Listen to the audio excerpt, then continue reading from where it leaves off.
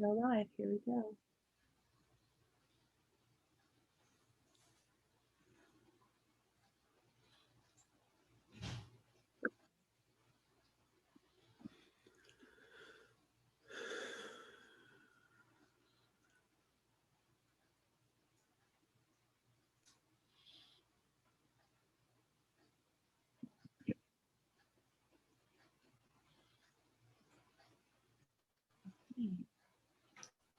Making sure that all this beautiful technology is connecting in. And so, yay. Well, welcome everybody who will be watching this live moment, or maybe checking in with us in some future time. This is our second episode of Wisdom Talk. And today I am just super honored and grateful to be sitting here with Mark Hallert. Mark is a really important member of Thoth's lineage with Nikki Scully. He is the visionary behind many of her teachings that she's presented through all the different ways, her books, her classes, workshops, all of these ways that Nikki has brought this work to the world.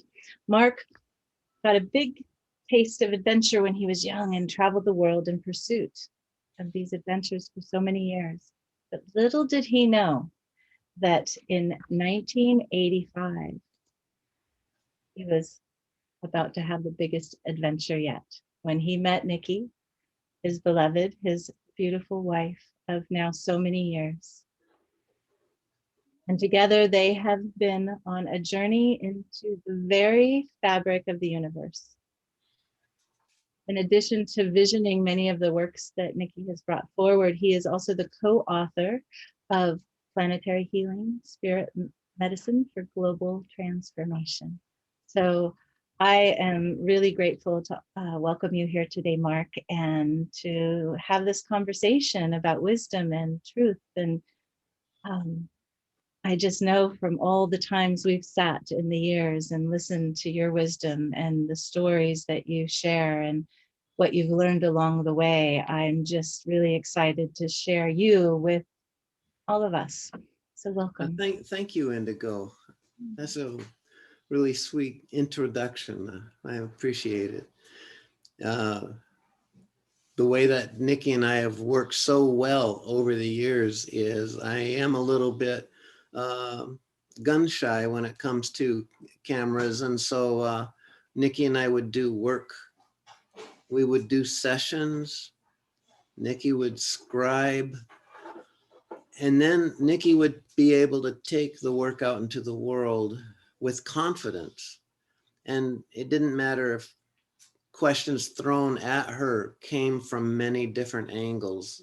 It wouldn't throw her like it would have me. So that's how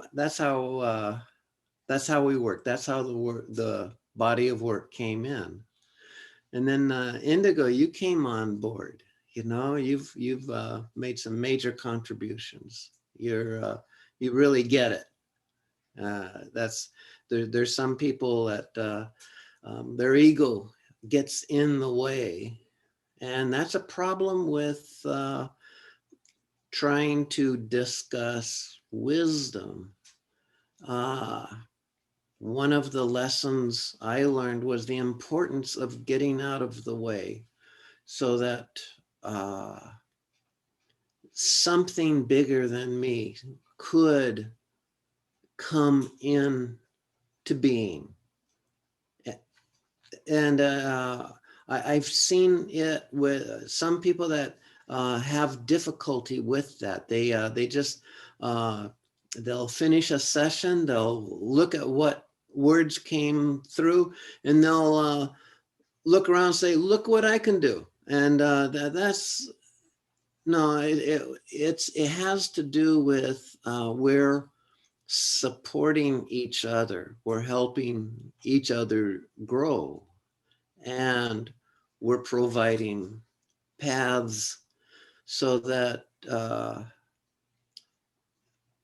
we can realize and embrace the truth of the doors are open. We have to just figure out how to see the door, how to walk through the door, and how to bring back something to the community. Uh,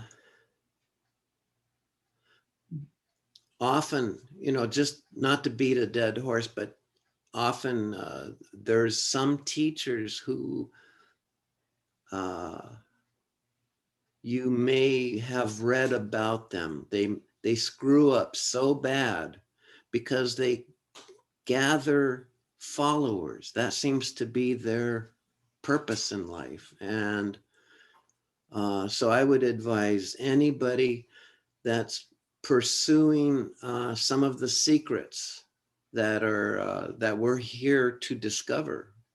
Just remember that they come from a big source, and it's not about you. And you'll drain yourself dry if you think it's coming from you. It's coming from an infinite source. There's uh,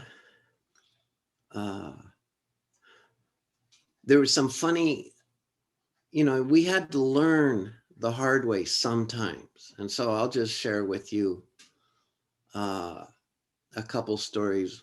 One, I was mowing the lawn. I was fresh onto the scene here at Scully Gully, and I could hear someone talking in the background. And it was really exciting because I'd witnessed miracles. And wow, there's something going on here for me. This is so cool. I turn off the lawnmower and the voice stopped. I turn on the lawnmower and the voice starts. And then I realized that it was the lawnmower, the engine was fooling me, thinking that it was talking. You have to learn the lesson, and hopefully you have a good sense of humor. Um, there, and then we learned about the power of the universe wants to help. And it's really important that you don't lose faith in that. The universe, there is a consciousness that's bigger than we are. It's difficult to describe how it thinks because it how can you describe something that can conceive stars, planets, gravity, something that can conceive not only the bird but its little heart beating all at the same time? And so there's an evolution going on, and the good people of this planet and who knows where else, we're sort of invited to become part of the community. And one time, Nikki and I learned the lesson. Nikki has a daughter who left home young, and we were concerned about her way of life, her choices, the community she had joined. We feared for her, and Nikki went into ceremony and made a prayer from her heart. Please, I just want Acacia to have 3 squares, a roof over her head, a bed, blankets, clean clothes. That's what I am asking for. And that night we got a phone call from Acacia that she'd been arrested. We got what we asked for.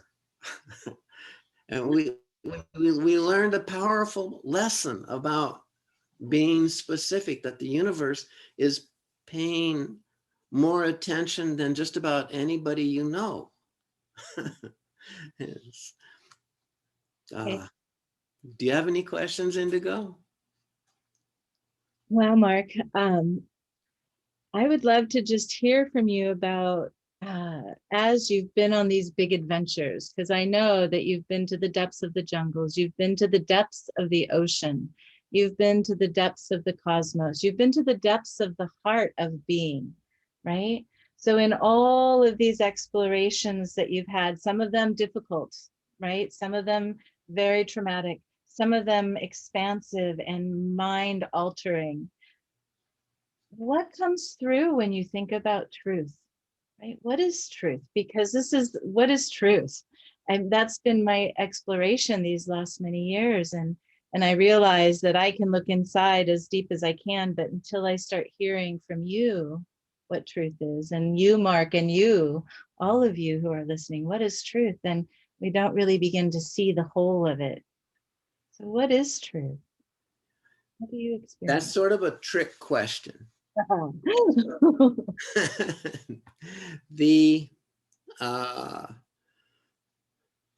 first, for those who don't know, what Indigo is referring to is I lived in a cloud forest in Ecuador for 6 months with the Indios, and because they didn't speak any language that I understood, and vice versa, they left me alone, and so I was pretty isolated, and it allowed me to go crazy in a way I needed to at that time in my life.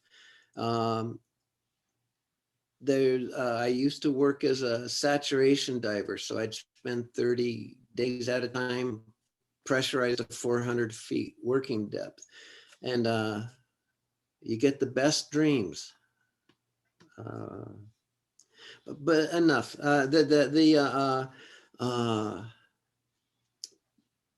What I discovered was um, like in the jungle, those who I was exposed to, they had a very sincere. They embraced all of the benefits available to them they were so appreciative of the gifts that the jungle offered, and then on occasions in the course of the year their show of appreciation would take a spiritual bent, and these were not cynical people. Uh, they really helped me settle down in my own self, and I'll always be grateful for that. The truth. Uh, See, it seems like the families that don't have a lot by the standards we measure, there's a lot more laughter, and they are in their center when they talk to each other. They burst out laughing from the heart. They're not playing games. They're just good, open, heartfelt people. And uh, witnessing this allows me to question my own sense of how am I portraying myself? And it took decades for me to stop playing at life, to be myself, to be comfortable in my own skin, and darned if when I speak with people, we have a better and deeper connection if I'm not play acting life. I just speak from my heart, and good things happen. You know, I looked up the word wisdom, by the way, because you invited me to this talk, and I realized that I didn't know the Webster definition. And it sort of gives credit to the books you read. I would have never answered it that way. Wisdom seems to come from within. You know, there's so many avenues for wisdom to come through you into the world. But look it up in Webster's, and uh, it everything they consider wise is something that you read that somebody else wrote. Look it up. It's just it's so shallow. It's such a empty description of wisdom. It's disempowering in a way, right? Because it's saying Yes.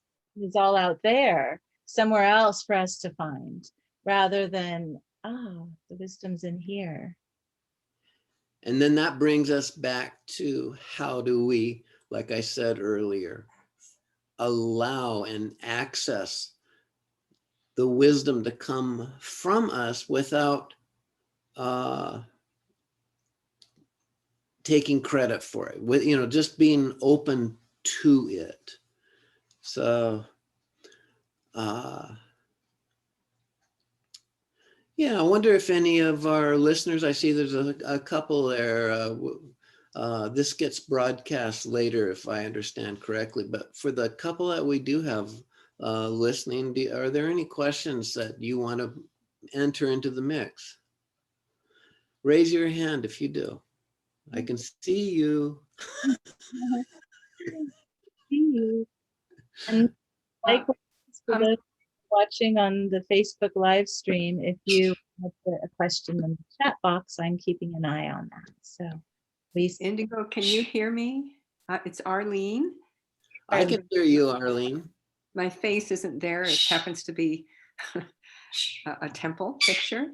Oh, that's really nice. Yes, I took that in the Temple of Isis. Anyway, I appreciate this conversation about wisdom. And I have often thought that wisdom is like this flowing divine pulse that's coming from the universe. And if we're open to it, it's flowing through us. Right on. And then we connect with it if we get out of the way. And I had to laugh of what you said about Webster's definition, because I never even looked at that. But I think wisdom is one of my favorite words because it just connects me to the divine. That's the feeling of wisdom when you say that. So thank you for bringing that up. Who do we complain to? How can we send a correction into Webster's? Well, I think they've got part of it right? Because the wisdom came from within of someone who then had the motivation and the manifestation to put it into the book and bring it to the world. So the wisdom did come from within, and then, but we can't rely on the book. We can use it as markers and helpers, right? How many beautiful books have brought us wisdom, but then we read it and we internalize it and we bring it into ourselves, and that's where we find the wisdom. Wisdom isn't Nice comparison. Nice thought too. But I have experiences where I'm 70 years old. I've been to school and I've listened to lectures and I've had all of these experiences, and I learned that the wisdom that came from other sources, you know, rather we can be given guidelines, we can be given suggestions of where and how to access intelligence and truth. and but I don't think we're going to get it sitting in an auditorium, watching a slideshow, listening to somebody. You know, I think that we need to find it ourselves and trust in what we find. May I add another comment? Please. You have me thinking, what do you feel the difference is between truth and wisdom? And is truth and wisdom the same for everybody? It kind of depends on what's being foisted on us as wisdom. I had a professor tell me that flatulence was air you ate. I'm here to tell you, it depends on what you eat. You're not sucking air and swallowing air. That's not wisdom. That's and I hope you can tell by my reaction the amount of respect I have for this man.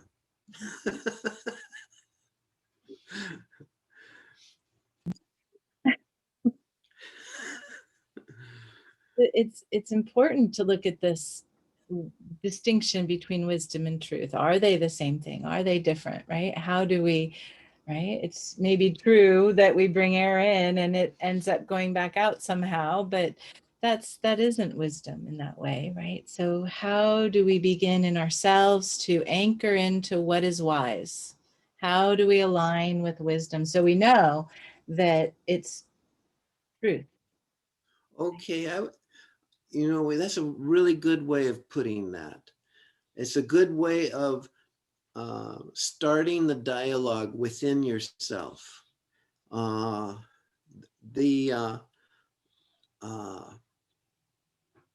Sometimes wisdom can be recognized by a feeling you get, that aha moment, that epiphany.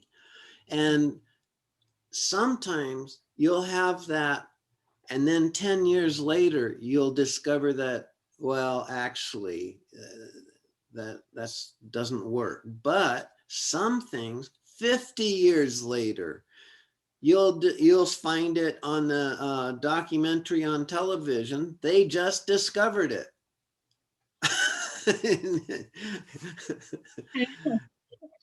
Yeah. So wisdom and truth have a bit of a dance. And so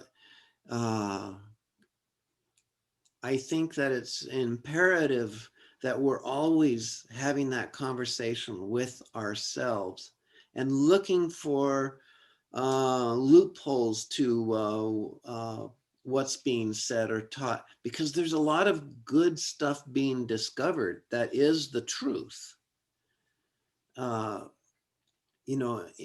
Just think about the last 100 years.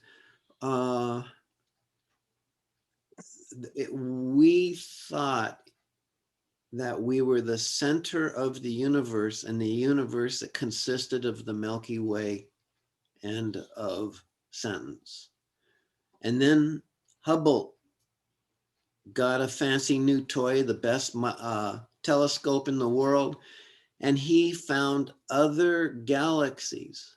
And then he discovered, wait, they're all racing away from us. And he extrapolated the Big Bang.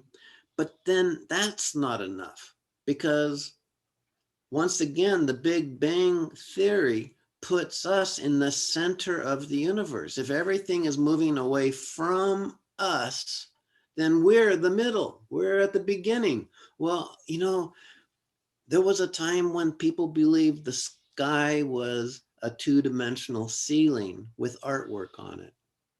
And that was proof that we were the center of of everything. And we just keep growing. I do believe that we're going to get beyond the edge of the knowable universe and then go that much further in every direction and discover so many more. no reason why there's a finite number of galaxies. So, uh, truth, I guess the point is you can believe it until it's proven wrong. Be okay with something new. If it's discovered, if some young whippersnapper goes out there and starts questioning a mote of dust that is so far away from every source of gravity that it's completely inert, but then they go and dig a little deeper and discover that there's civilizations in that mote of dust, be okay with it. We don't know what we're going to find. That realm of all things are possible, I think. All things are, yeah. So I'll find the reference of this so that I'm giving credit where credit's due, because his name is not coming to my mind right now, but it's the image that he painted for me. This man was a scientist, and he talked about knowledge. He was talking about knowledge. Now I'm bringing in another little piece, like knowledge and wisdom, right? What is the difference here? And so we're talking about Hubble. We're talking about getting information that expands that island of knowledge, right? Mhm. And bring in knowledge, and then we can work with that knowledge and have wise action maybe from that, or choose not to act. Or anyway, he said that let me capture it right, that the knowledge we gain is an island, and when we gain more knowledge, that island grows, right? And it grows and it grows. I like, However, right? However, the important piece is, if this is our island of knowledge, my little island here from Mexico City, if the tile gets bigger, the perimeter gets bigger. And that means that the exposure to the unknown grows, right? So right, little knowledge, there's a little exposure to the unknown, right? yeah, Bigger island, bigger unknown. So it's this demonstration of the more we know, the more we don't know. Right? sure, sure. I like that. And, you know, it reminds me though, the Greek philosophers seem to be looking within and trying to explain how we think, what about emotions, how do dreams help it. They had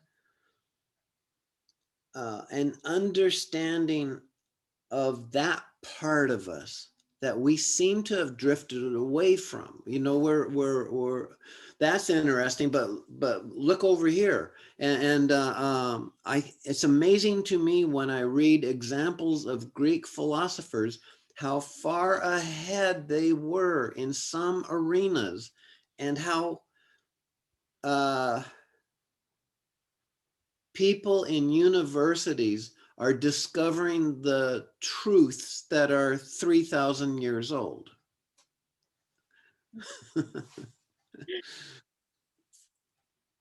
Amazing. So how do we bring that back? How do we access that in ourselves, right? What do you do, Mark? What do you do to you talked about earlier about arriving into the authenticity of life, right? Rather than not living life, being alive in the life we're living. And so many of us are disconnected. It's almost like we haven't embodied, and we're up like Heru the elder, flying in the sky with his mother and never having come down. So what do we do to embody and to be living our wisdom, to be accessing our truth? I discovered that it's important to me to be okay with either I'm glowing brightly, or I've got a pillow over my head, and it's okay, whichever. I need downtime, and to respect what when I talk about when Nikki and I are doing our work, for instance, it there's so much respect to the work that is felt during the work. I've talked with people that somehow got it in their heads that they're dropping the ball if they're not on all the time. No, I'm sorry. That's suicide. You really have to cook, shop, fix the leak in the roof.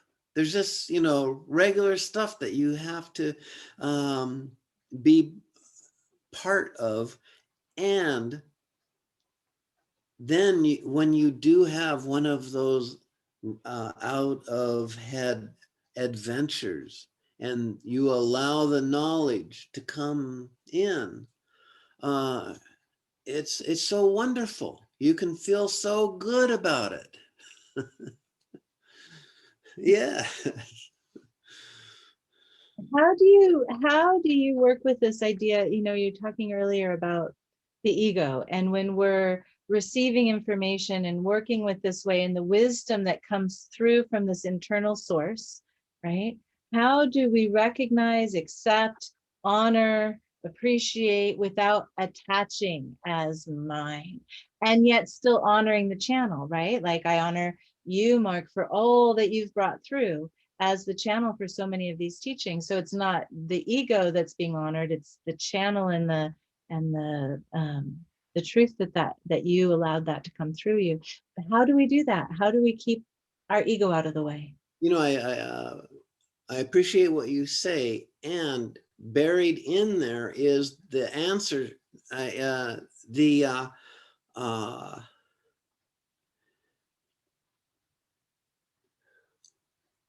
To me, I've described it as a taste. I can taste it when I'm getting full of myself. Hmm. And I just have to be, I love myself and I laugh at myself and then I get back to work, and I can taste it if I have one of those, oh, look what I can do moments. And it's not my thing. It's everybody's.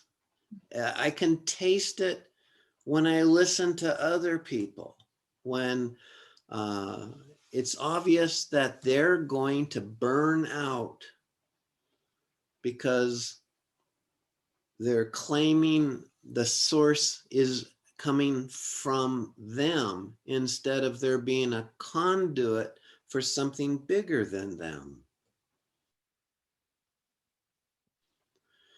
So it's a dance. It's a wonderful dance, and just love yourself and laugh at yourself. One time I had a Native American doing a ceremony on our property. It was raining. He loaded the pipe in the house, and then we went out to the lodge to continue with the ceremony. And I had the honor of escorting him to the lodge. And halfway out there, he slipped, he fell, he stabbed this loaded pipe right into the mud. Silence. And then he looks up at me and he says, "It's a good thing the gods have a sense of humor."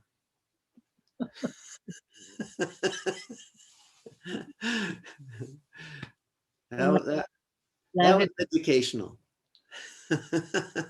Humor is key. Yeah. Self-care and hearing that, right? Taking time, make sure to, in order to receive the wisdom, we have to make sure that we're open to it. And to be sure we're open to it, we have to be taking care of ourselves. Yeah. Keep We, going. You're on the right path. we have to be, we have to be breathing. We have to be breathing, right? Yeah.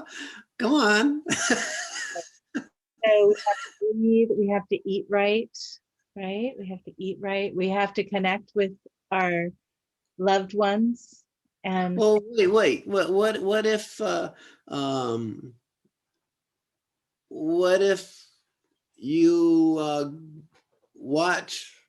binge watch while eating popcorn? Does that make you a bad person? Does that make you not able to receive the truths and the wisdom? You can, like, love yourself no matter what happens, and so I understand what you're saying, but don't be hard on yourself, and whatever happened to us that causes us to make certain decisions, well, that's real. That's as real as gets. Be be be be okay with everything that's ever happened to make you who you are right now. What a beautiful permission that is, right? To allow ourselves just to arrive into what it is that we are. Everything that's been, move into that. Dang, that sounded like the final note to a song. How are we doing time-wise? We're doing great. And I was just thinking that maybe we should take a few minutes to just breathe into that, right? And to give that space and that, and the alchemical healing work we do, right? We always give a moment for the mystery. Sure. Just allow that to come in. If you would please lead that. So let's just all arrive into this moment, feeling ourselves, whatever that means for us, wherever we are, however we are, whatever time we are, whether it's this live moment that my voice is speaking or whether it's a recording in a later time. Just knowing that all is, as Mark just so beautifully reminded us, all is as it is. And to arrive into that place of isness, feeling the earth under us, feeling this vast cosmos all around us, holding us. And just bringing our attention to that breath, this breath that breathes us, that we breathe with all of life. Opening to that place of the mystery of wisdom, truth, that quiet core where the messages come through.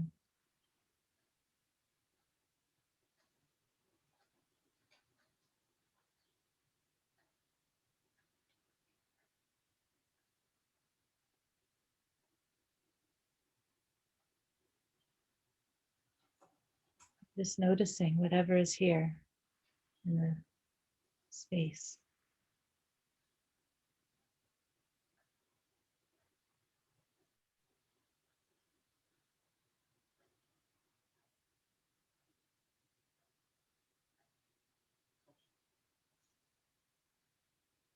Trusting how your sensory body perceives, whether you see or feel or know or taste or hear.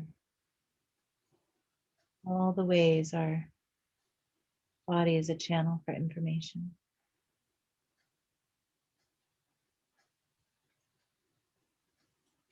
Don't allow much silence.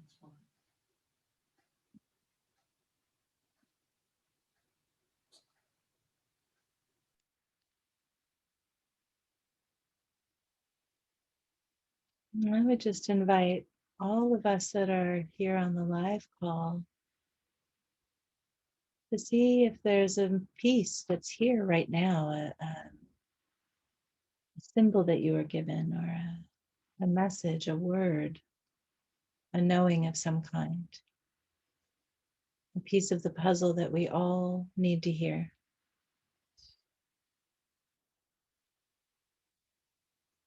Just as we're breathing into this space, as we're connecting into this heart-centered place, go ahead and unmute yourself if there's something more to add in.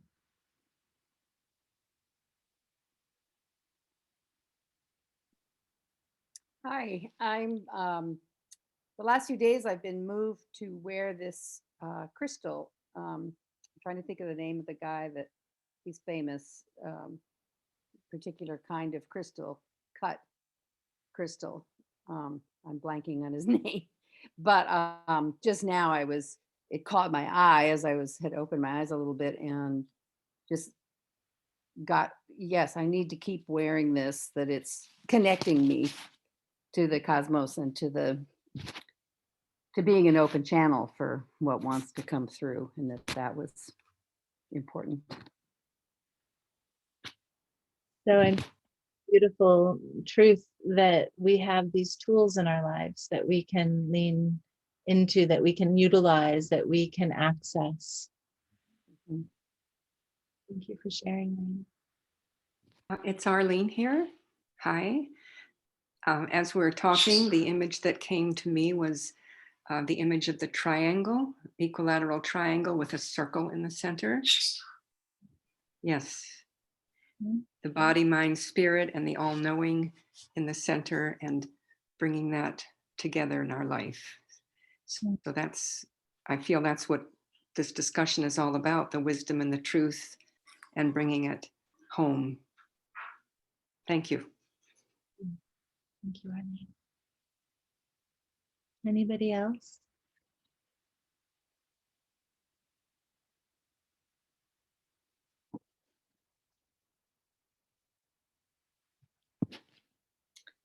If not, I would love to hear some more stories from Mark about how you garnered the wisdom that you have, where, experiences or other stories. Well, thank you.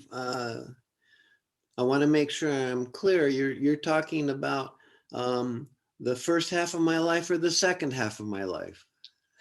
The second half of my life I've spent with Nikki, and it's been completely different than it was what can I say? It's been an amazing adventure. When you say guarding, it's like the word garden comes into mind. I spent a lot of time in the garden, and you can't help but let your mind wander. And then you can have adventures when you're standing alone in the garden that you don't expect. Nikki was teaching a class. We have a facility that holds some people, and she must have hit something really important, because all of a sudden I can hear wailing coming from that room, and this one lady comes running out, and she's pulling at her hair, and then she sees she's not alone, that I'm there, and she runs past me to the teepee. It was, and it turned out that the work that was being done at that moment was explaining matter. And it became obvious that there's times when there are some people who just aren't ready to go that far. I'm not,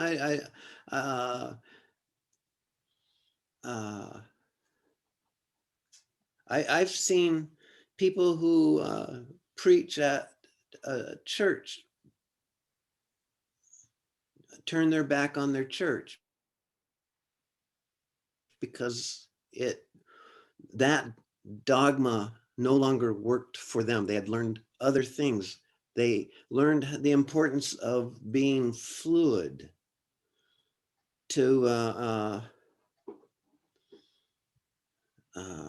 accept new truths, no matter how big they are.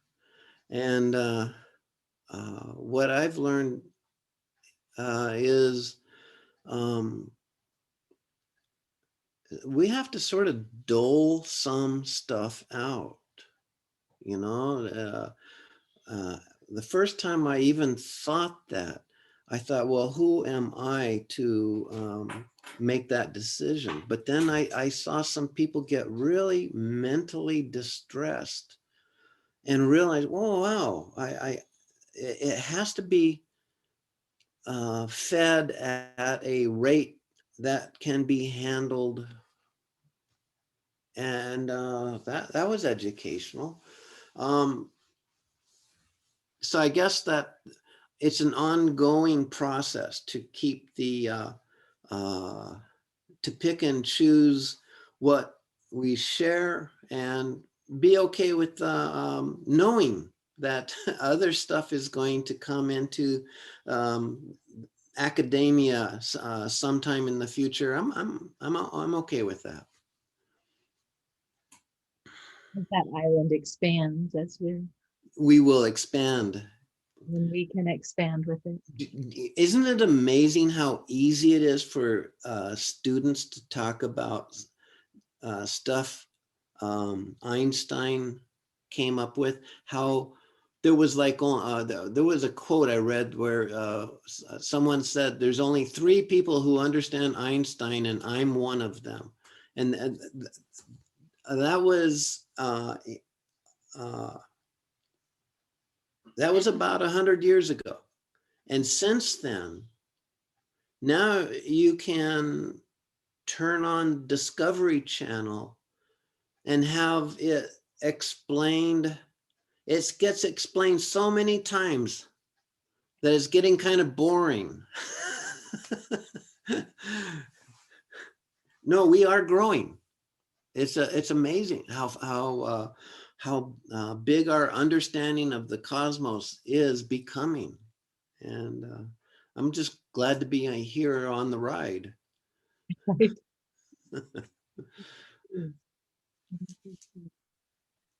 I like the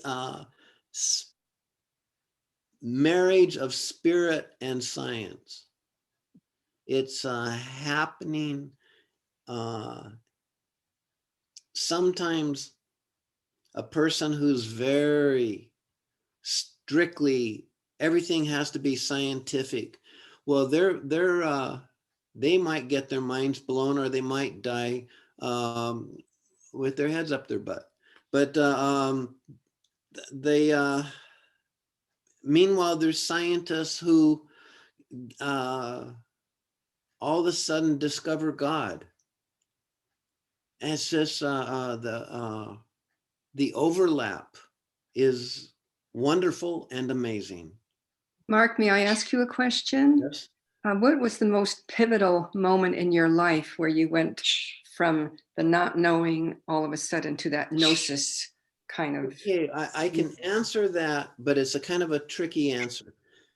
There's substances involved, and I went first. I felt no fear. I just felt really large and part of the universe, and I learned so much. So much was revealed. It just kept pouring in, and then in the days that followed, my body rebelled. My body, it was as if it said, well, that was scary. I could have died. What are you doing up there? And the feeling of fear is not a logical thing. It's not something like, I'm going to invoke fear. I know, I'll just think about this. And well, maybe that does happen. But for me, it was my body rebelled. And then because of the work Nikki and I are used to doing together, instead of taking me to a hospital and locking me up, she treated it as a shamanic journey. And some of our acquaintances, I had one man come and he was seriously angry. He says, I have been trying to get there for decades, you little shit. and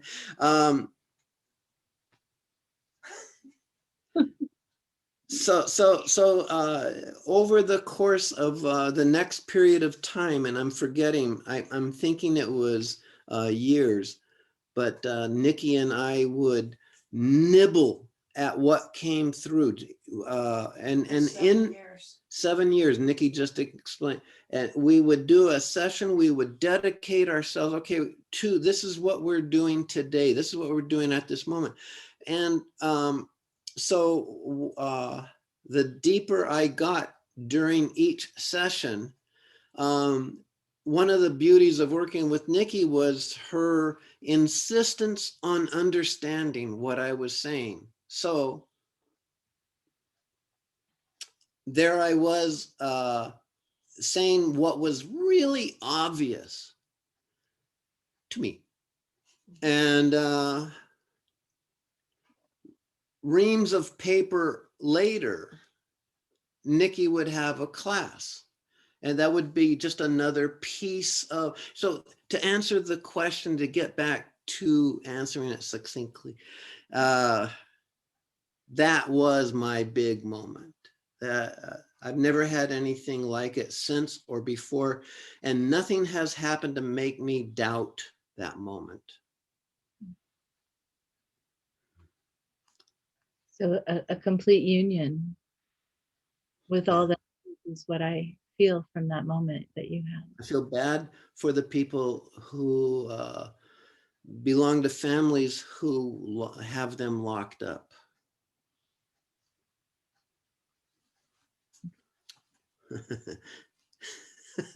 I should be locked up, but hey.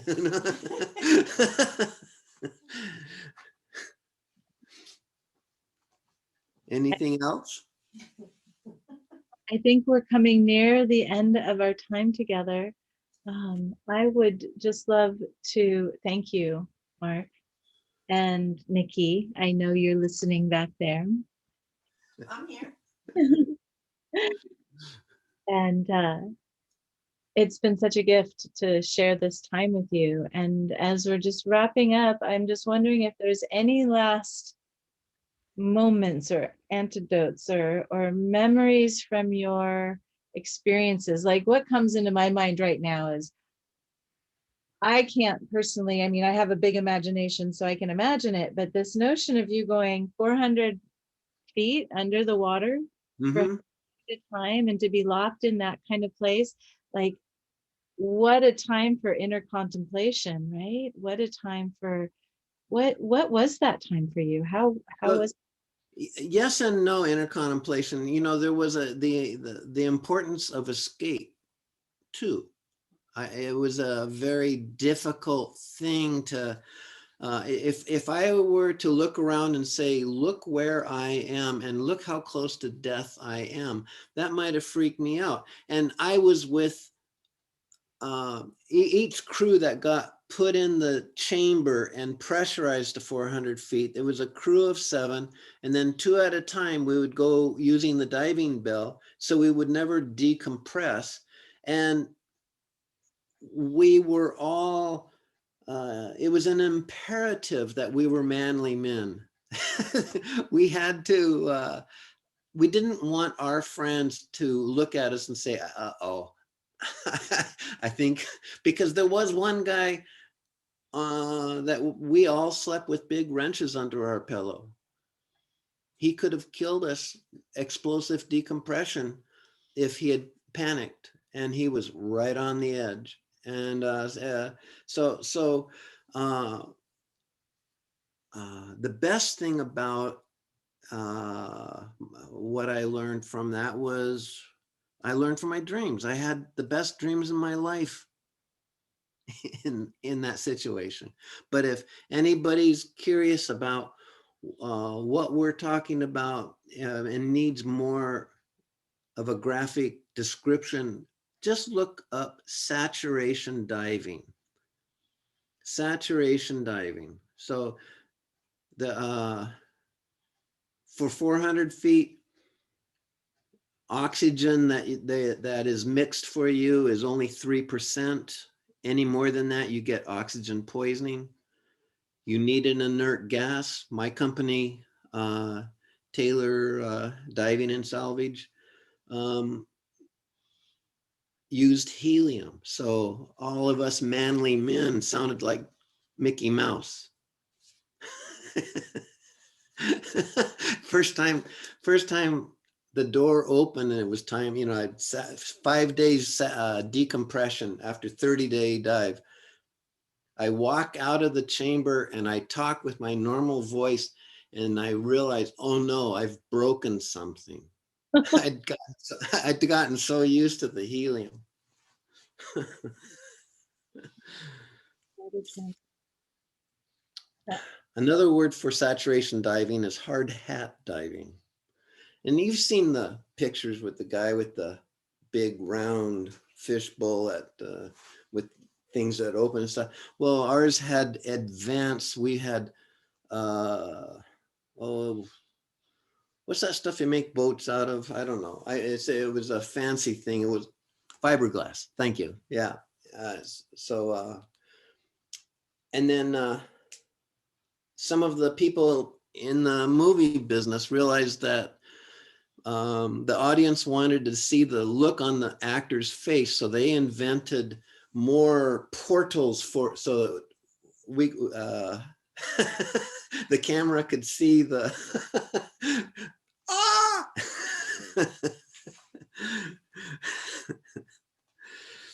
Technology. Yeah.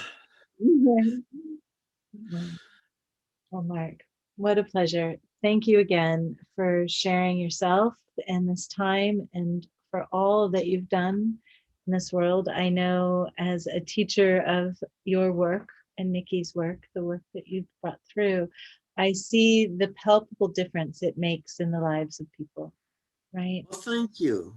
You know, that's all I could really hope for, is that somewhere out there, someone is getting strength or another tool that they can embrace the universe with a little more comfort, joy, and love. And that has been what this work does. It teaches us how to access that inner strength, that inner wisdom, right? To listen to that, to quiet down enough to arrive into the moment and see what it is that we need to do, where we need to pay attention, right? That's So it. thank you. Thank you, thank you, thank you. And Well, thank you. I've had a lot of fun. Thank everybody that is here with us now, and anybody in the future. I'm talking to you. I've enjoyed myself. yay. Well, thanks to all who are on the live stream and on our live Zoom here. And this will be posted on the Kemanu Wisdom channel on YouTube. So you can go back and check it out if you want to in that future time. And I look forward to coming back around next month on the first Monday of the month. You can see our list of schedules on the Kemanu.center webpage. So thank you, everybody. Thank you, Mark. Thank Thank you. you, everybody. It's been fast. Mm. Bye-bye now. Bye-bye.